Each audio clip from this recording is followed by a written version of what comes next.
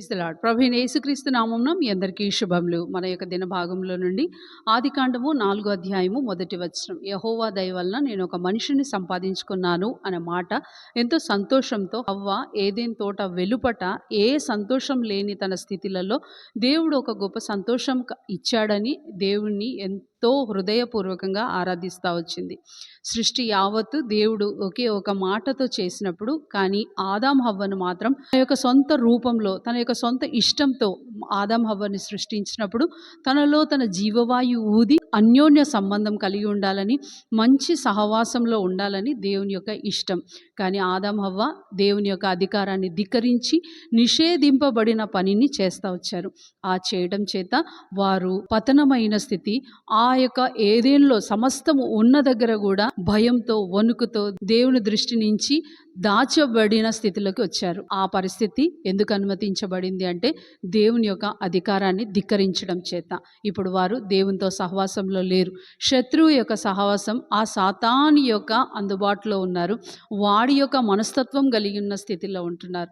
అయితే దేవుడు ఏదెన్ తోటలో నుంచి వారిగా అక్కడ ఉండడం క్షేమం కాదని వారిని వెలగొట్టబడినప్పుడు ఏది చూసినా సంతోషంగా లేదు. భూమిని పట్టుకుంటే అది మంచి సైద్యం ఇవ్వట్లేదు. ఏ విధంగా కూడా వారికి ఆనందం కలగని స్థితిలో వారిద్దరు ఏకమైన దేవుని యొక్క మహాకృప చేత వారు ఒక మనిషిని సంపాదించుకున్నాను అని చెప్పబడుతుంది.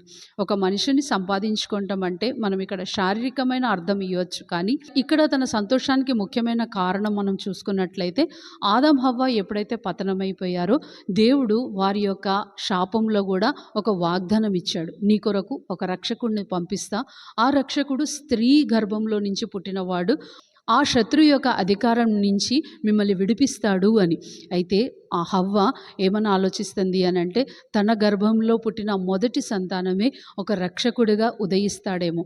ప్రస్తుతానికి మనం చూసినట్లయితే ఇది శారీరకమైందే కావచ్చు, కానీ ఒక ఆత్మీయమైన సంతానం కనడానికి మనం దినదినం ప్రయాసపడాలి. ఒక మనిషిని దేవుని తట్టు తీసుకురావడానికి, ఒక మనిషిని దేవుడి యొక్క గొప్పతనాన్ని కనుపరచడానికి మనం ప్రతి దినము ప్రసవ వేదన పడు యొక్క వేదన గుండా వెళ్ళవలసిందే. పౌలు భక్తుడు అంటాడు కదా, నీ యందు క్రీస్తు యొక్క స్వరూపం వచ్చే వరకు నేను ఆ ప్రసవ వేదన పడితిని అని.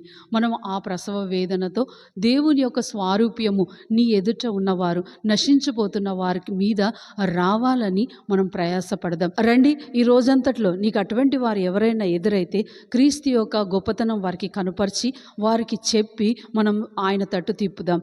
రండి, ప్రార్థన చేసుకుందాం. ప్రియమైన తండ్రి, యేసు ప్రభు ఘనమైన నామంలో మేము శాపాస్పదంగా ఉన్నప్పటికీ, పాపంలో పతనమైపోయి పాడైపోయిన స్థితిలో ఉన్నప్పటికీ, దేవా మాకు ఎటువంటి ఆశ లేదు అనే స్థితిలో ఉన్నప్పటికీ రక్షకుడిగా మా కొరకు ఉదయించి దేవా నీ తట్టు చూడటకు, నీ యొక్క స్వారూప్యం మాయందు కనబడటకు మీరు ఇచ్చిన మహాకృపకై మీకు వందనాలు చెల్లించుకుంటూ యేసుక్రీస్తు పరిశుద్ధమైన నామంలో ప్రార్థిస్తున్నాం తండ్రి.